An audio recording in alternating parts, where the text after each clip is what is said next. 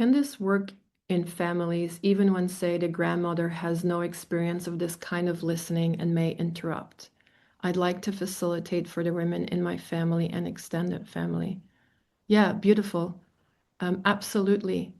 And I can share from my own lived experience that my relationship with my mom has changed tremendously because we sit in circle together. And we have this practice now of witnessing each other and listening and letting the other person finish. It feels like such a simple thing, like, can we let someone finish their story before we say something? But a lot of people don't do that.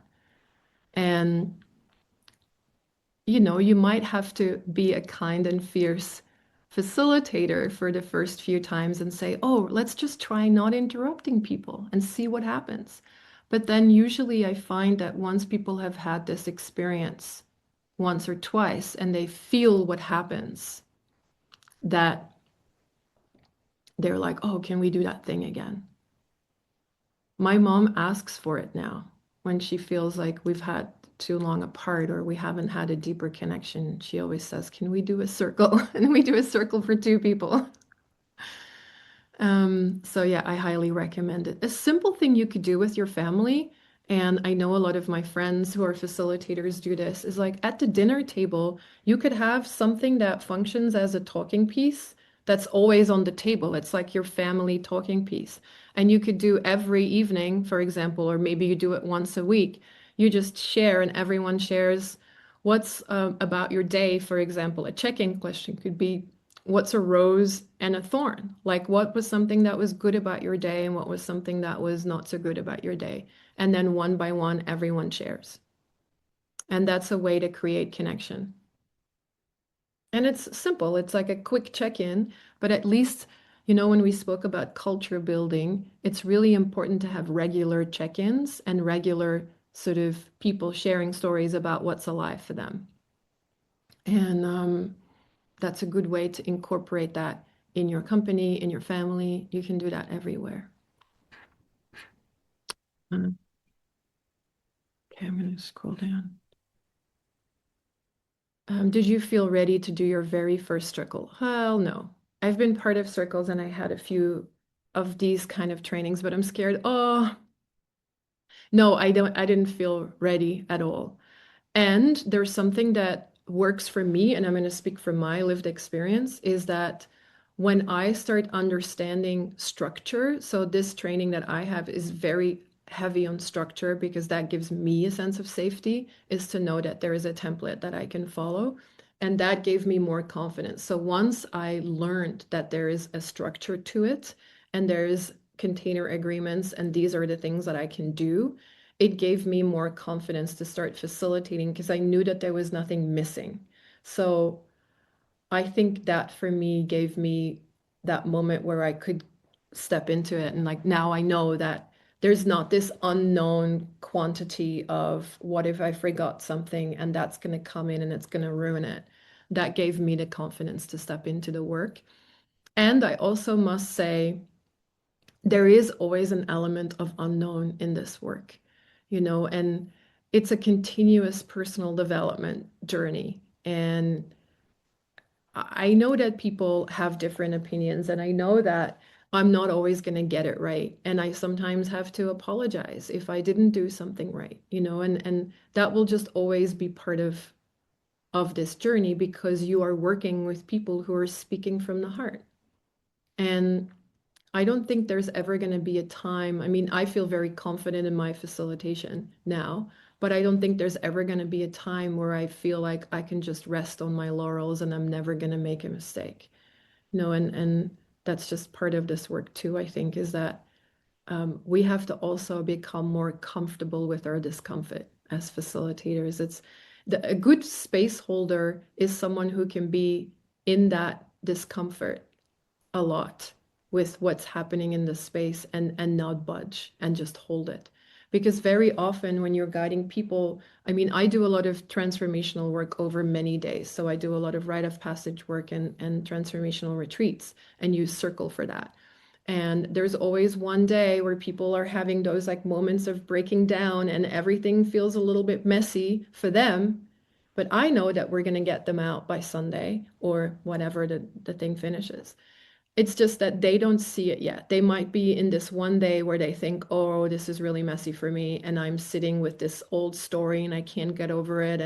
And the space holder in that moment becomes the person who holds space for the possibility and potential of the people that are there, even if they cannot yet feel or see it.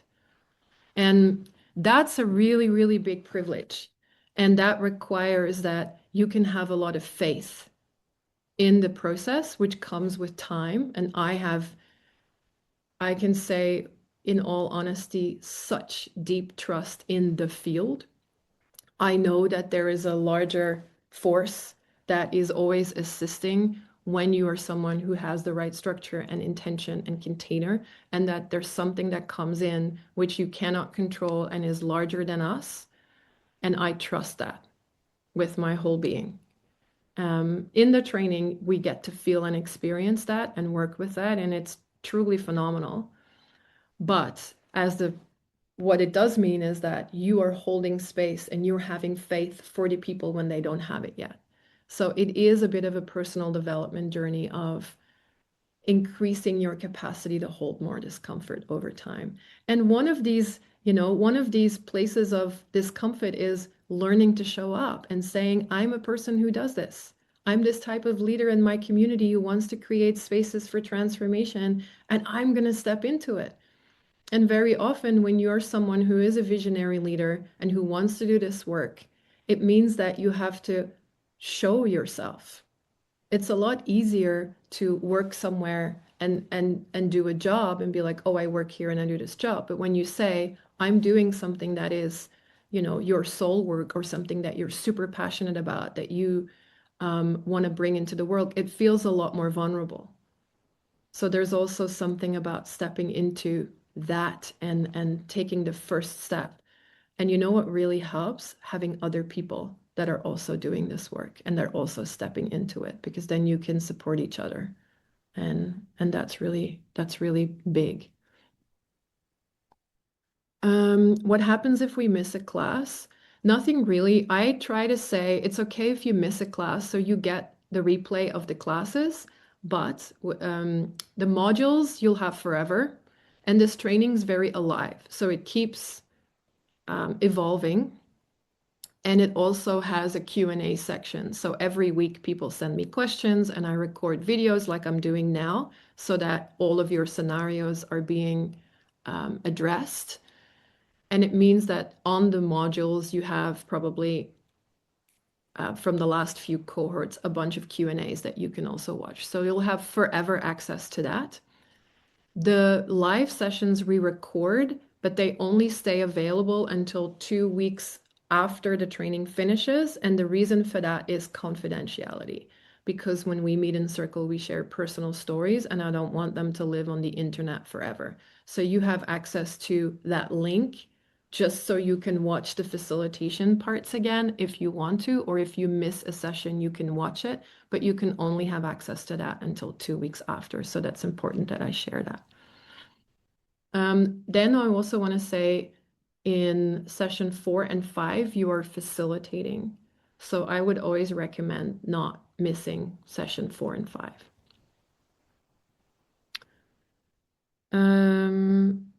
Besides the cohorts, do you have a training like this for circle facilitation? Yeah, this is a circle facilitation training. That's what it is. So they're the same thing. Thank you, Reese. You can't join the first class on the 7th of September because you're traveling. No, that's not a problem. You can watch the replay and come to the second one, as long as you can make the rest of them. Because I do think a very important part of this training is the connections that you make with the people, because you get to experience too this dropping in deeper with people over the weeks that you are together. And that's a really beautiful experience to have too, because as someone who's going to start facilitating, it's good to have that lived experience of having gone on a journey with people, because it's going to happen to your people too. Beth, is there room for peer support, sharing resources and advice in a circle, Or are those types of groups mutually exclusive? I run a peer support group for caregivers of Alzheimer's patients. No, so this is a great question. I always also say circle is a place of paradox. And so sometimes someone asks a question and I'm like, oh, yes, but. So we don't give unsolicited advice in circle. There's no cross talking, but you can use the technology for advice. So I have worked with corporates a lot and used this technology. And sometimes what I do, I work with leaders mainly.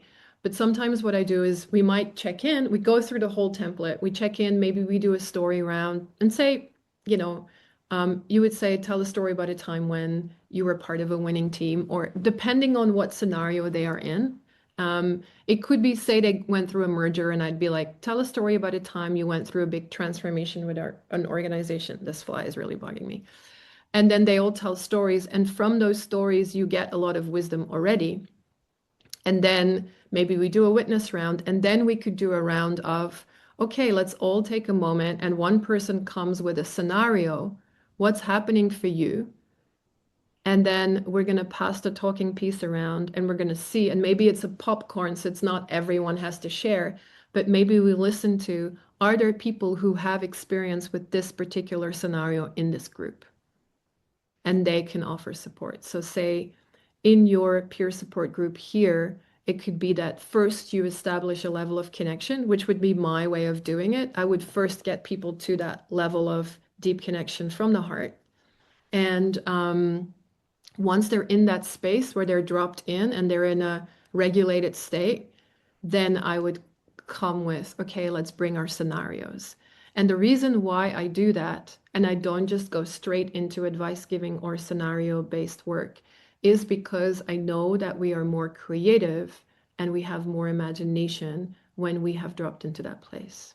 So I would get people to that place first, and then I would say, let's look at some scenarios we're sitting with, and then go through different um, different pieces of advice. And I would also, in this specific scenario of caregivers, I would ask people to speak from their lived experience. So I'd say, have you been in a scenario that's similar before, and what happened? And would you do that the same, or would you do it differently? So they're not guessing. That's what I would do. Can you talk more about belonging versus becoming? Sure. So quickly, belonging and becoming are two primary psychological needs that people have, as important as food and all of the other things when you think about physiological needs. The two top most important psychological needs are belonging and becoming. Now, the tricky thing that happens when people are in groups or in communities is that very often in our current culture, we sacrifice our becoming for our belonging.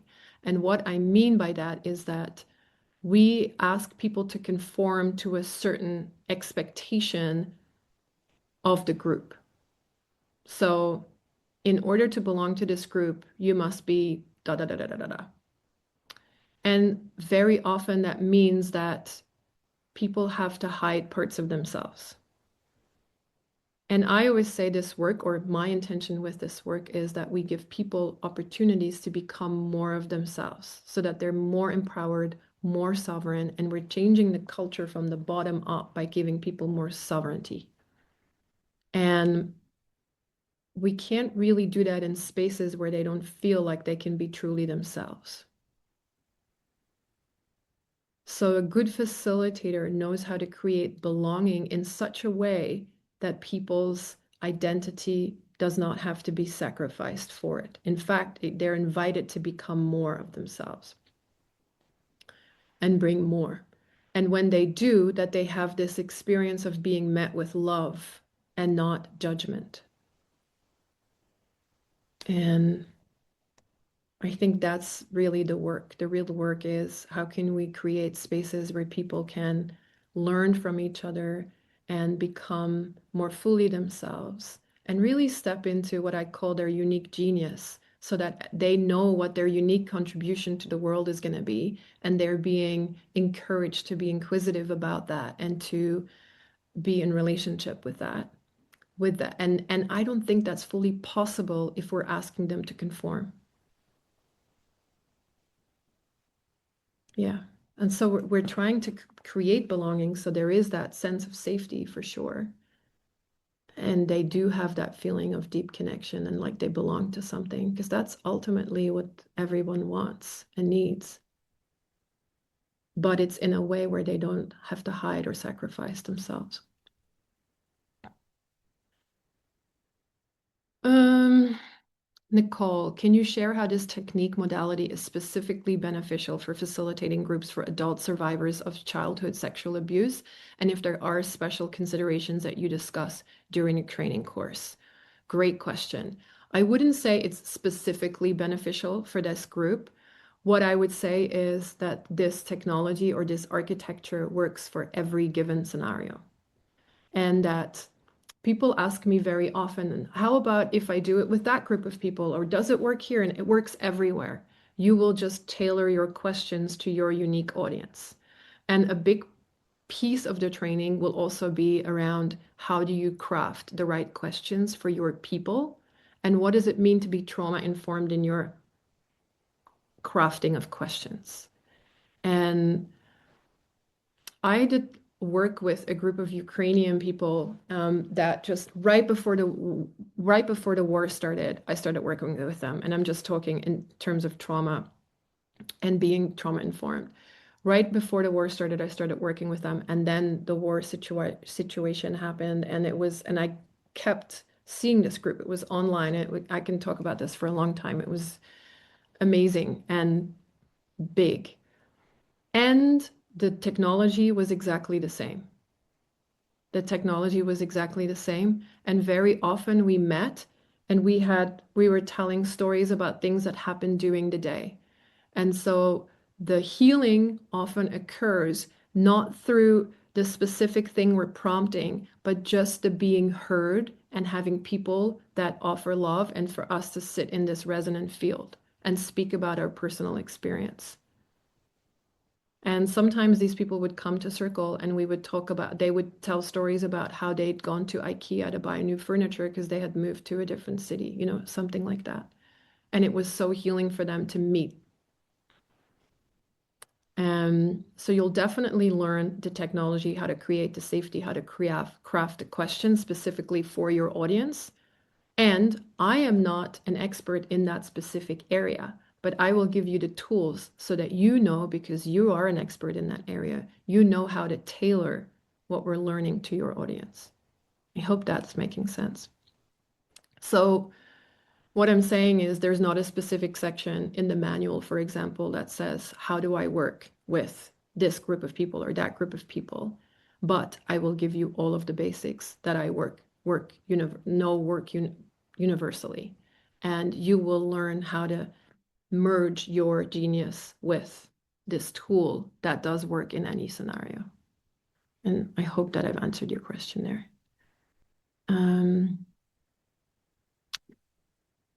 What do participants get at the end of the training?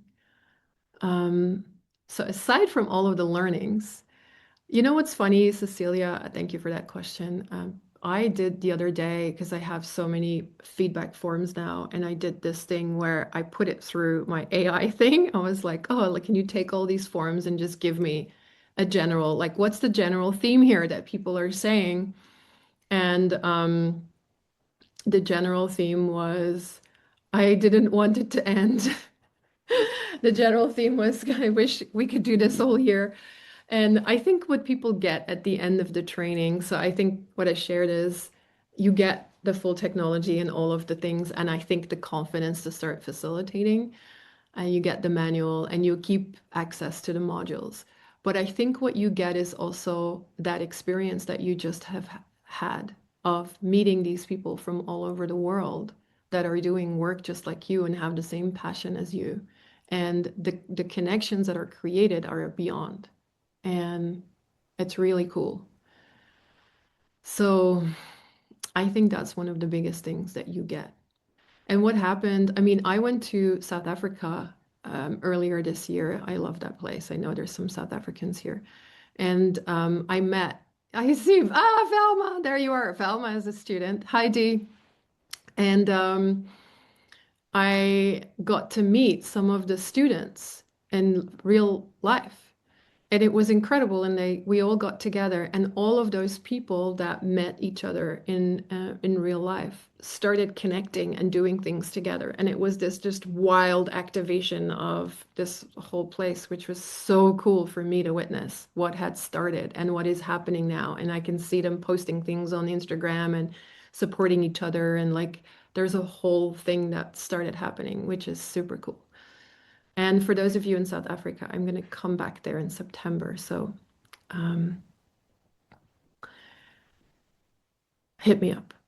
Becky, family talking stick. Yes, you should have one. And you know how you could make that even cooler? You could create one, you could craft one, or you could make one together or go buy one together so it has meaning. Luke, what about safety when participants meet outside the circle? Great question. What happens in Vegas stays in Vegas. Did I say that? Because I said that earlier today, I feel like. Any agreements about that? Yes, I usually say the way to deal with that is um, when I meet with people and I know that they're going to be on retreat, for example, or they're going to see each other, like in a workplace, they're going to keep seeing each other. I usually give the advice of when you meet someone outside of the circle and you want to talk about something that happened in the circle, ask for consent first. Ask the person, hey, there's been something on my mind that I wanted to talk to you about. What happened in the circle is, would that be okay? Because I want to share about my experience, or I have something, or just ask them about it first. The other thing that I wanted to say about this is often when you sit in circle in a community and people live in the same community, for example, of course they're going to see each other and know what was said in the circle.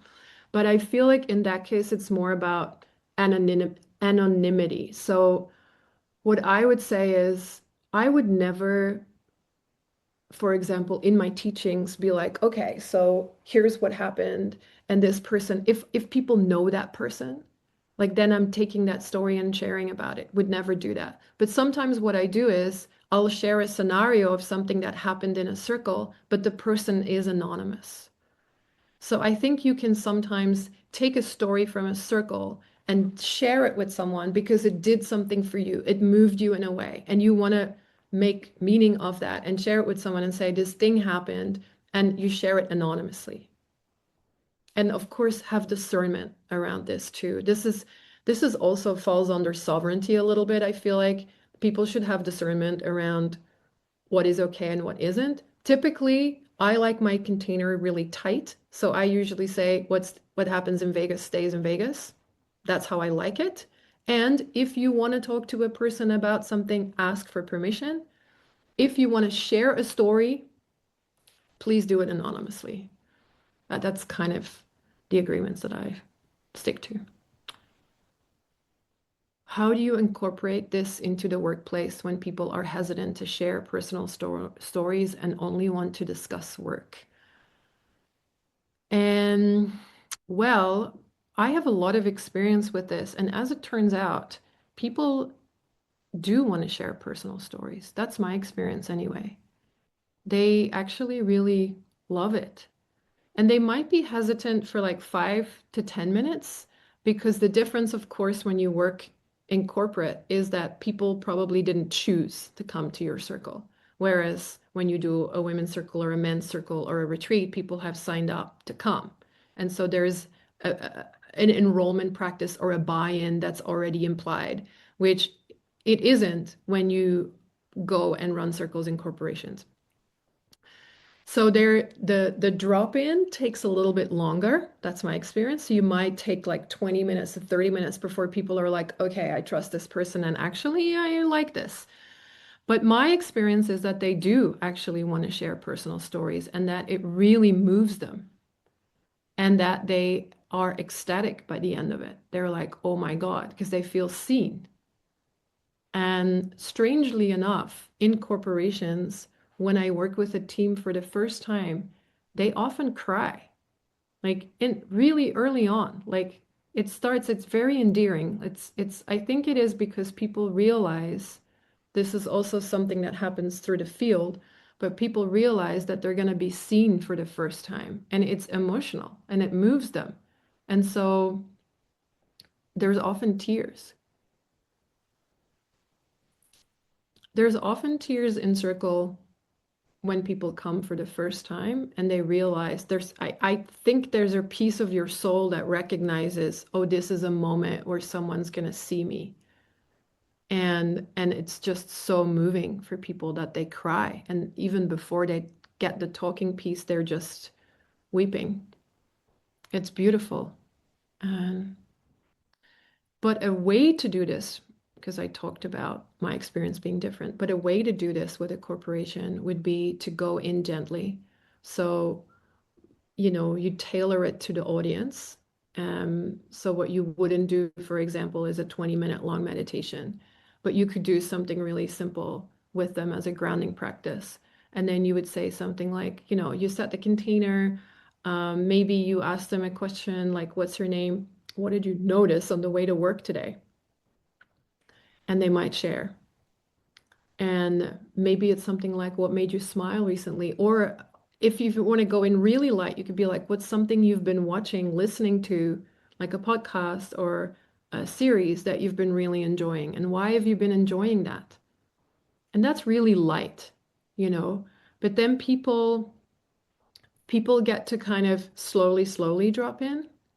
And that even creates a lot of connection because then you're having that conversation about, oh, I'm listening to this podcast, and then people are like, oh my God, me too, and then you have that thing that's connecting you.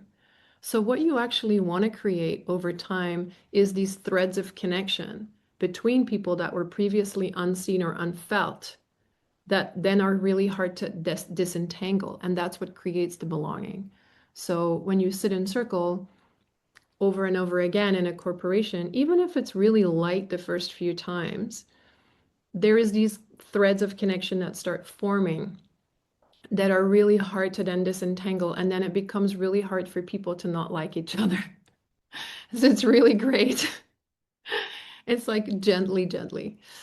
Um, but in the Q&As that we have in the training, a lot of people have asked me questions about this, and I have done this work extensively with corporates, so I do talk about that a lot in the training. Um, yes, to building confidence. We need more facilitators. Any tips for staying grounded outside of the grounding beforehand during the circle for folks who get really anxious speaking in front of others? Um, I don't know if you're asking this for you or for the people, but one of the things that I do is like I'm really physical. So something that I like to do is maybe put my hands on my thighs and like kind of rub them a little bit so that my energy stays down in the body. And another thing that you can keep doing is intentionally moving your energy down to the lower parts of the body. And that for me helps a lot. I'm someone who has a very dynamic brain. So for me, staying really grounded, feet on the floor. So I'd say for the facilitator, feet on the floor, sometimes like rubbing the thighs or like squeezing your thighs gently. Like, of course, don't make a whole thing of it so people see it, but just a little bit. Um, what I do too is use my breath as a bridge. So, like inhaling all of my energy into the body and lowering it into the lower parts of the body. So I kind of distribute my own energy and it doesn't go up here.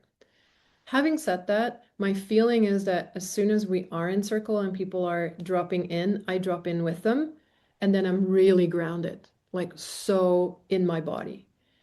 And I feel like the speaking becomes easier.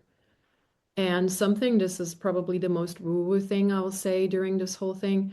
But what I also find is that when I'm really listening to the field, often it's like things come through me. And I feel super, super grounded. Yeah. And for people, So something that you could do with a group of people to keep them grounded. So you might do a grounding with them. If, say, at some moment there's a share that comes in that drops a bit deeper, so someone, and you know, you'll immediately know what that feels like because it's like everyone's listening, and when that share happens, it could be a person telling a story for the first time or someone sharing about something that happened to them a long time ago that was really impactful for their lives.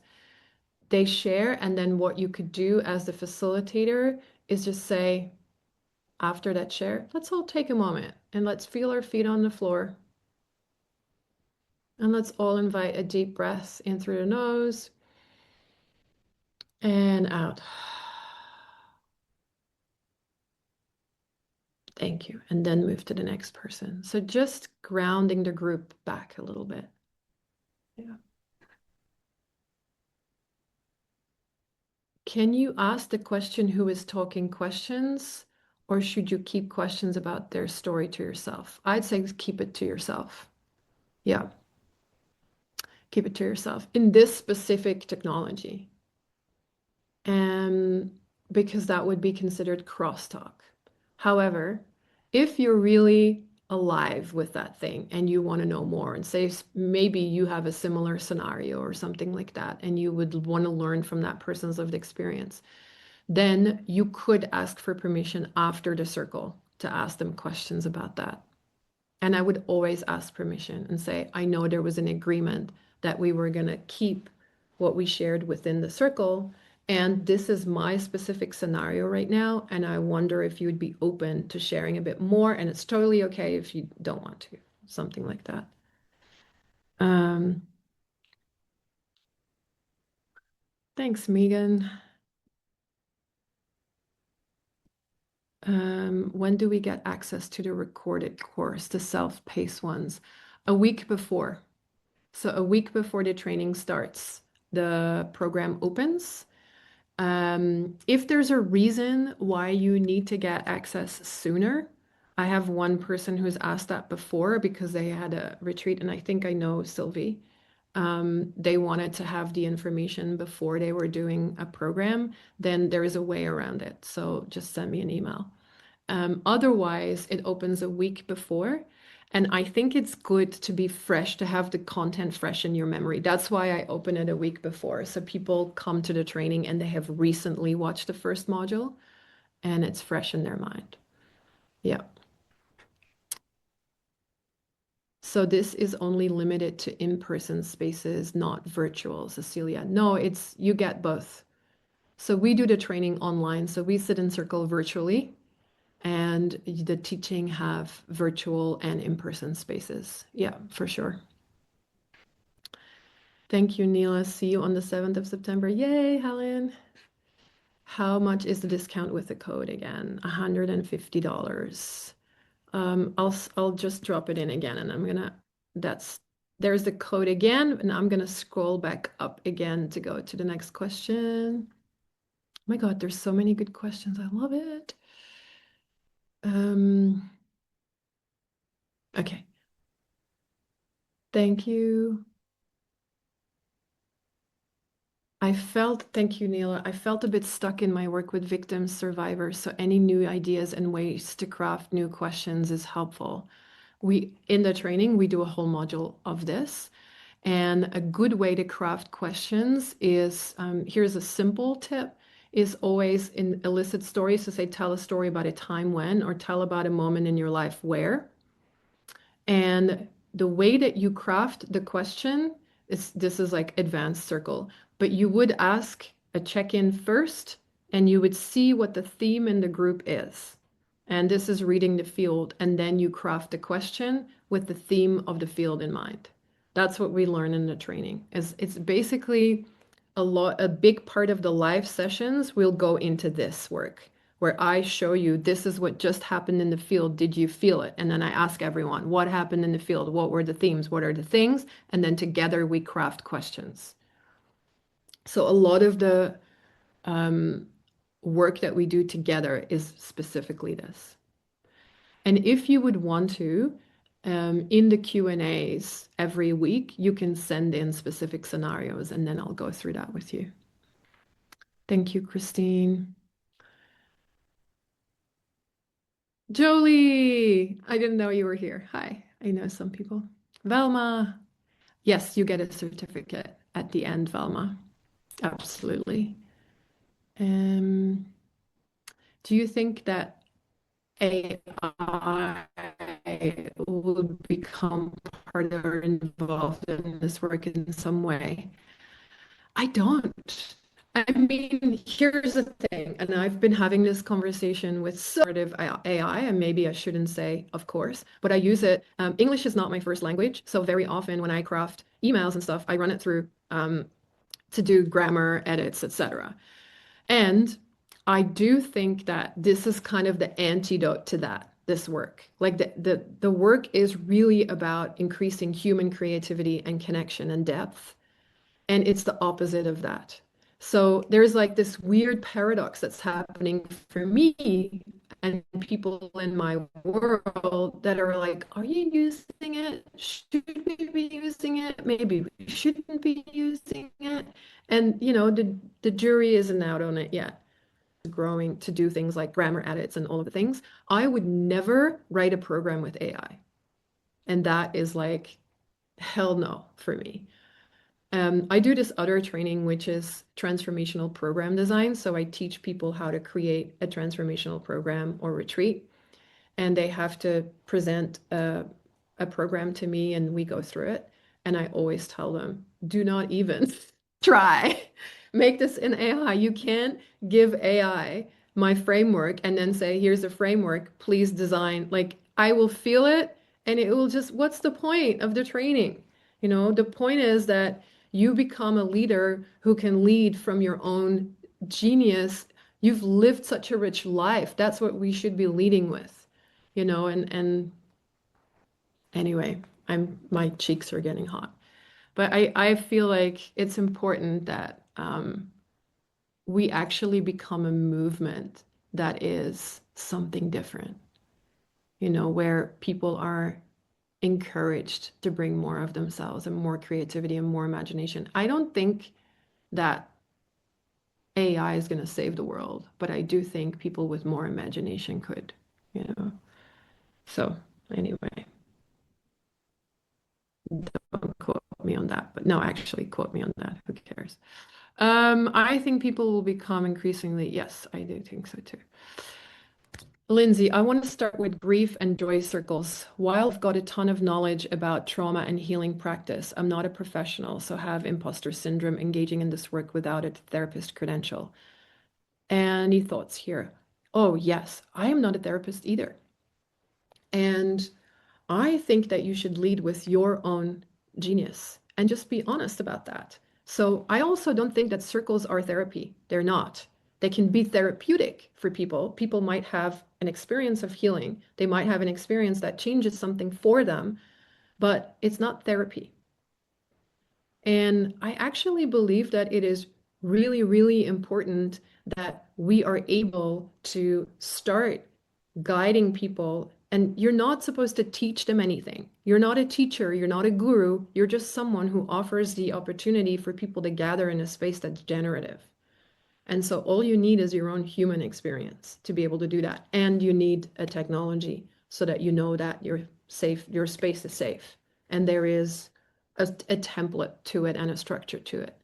But 100% you do not need any credentials. This practice has been around for thousands of years. People have never needed credentials for this, for storytelling, you know. It's different if you were to be leading specific, like say if you were to be working with people who are addicts or something like that. Like, yes, you probably need experience with that, but someone who has experience with that will be leading those circles. You're someone who is going to lead joy and grief circles because that's something that you have experience with and a passion for. So thanks, Megan. You've already answered this question. Love it. Um, okay, thank you, thank you, thank you. Awesome. Awesome, Dawn. Thank you. Great. Thanks, Lindsay. That's it. I got to the end of the questions. Any more questions? This was fun. How long did it take? 8:44. Great. 44 minutes of questions. So thank you for being here. I feel I have a hot face. But I loved talking to you all. And if you have any questions, you can always send me an email. I'd love to see you in the training. It starts in September, and you will get an email with a replay either later today or tomorrow. And that's it. Thanks for being here. I'm sending you all of my love, and I hope to meet you all soon.